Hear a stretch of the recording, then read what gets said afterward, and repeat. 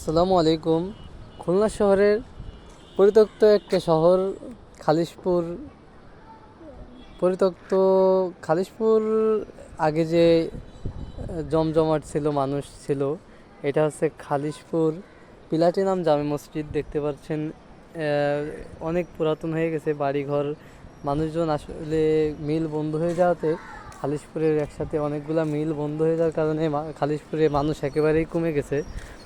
এই দেখেন, এই যে মিলগুলা দেখায়, যে প্লাটিনাম জুট মিল, এরকম আরও অনেকগুলা বড় বড় জুট মিল আছে এই পুরা জায়গা নিয়ে, পুরা এরিয়াটা নিয়েই জুট মিলগুলা।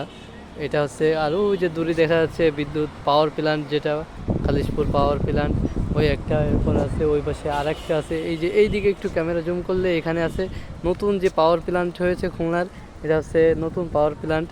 এটা বর্তমান ভালোই লাগে, কিন্তু আগের মতো জমজমাট নেই।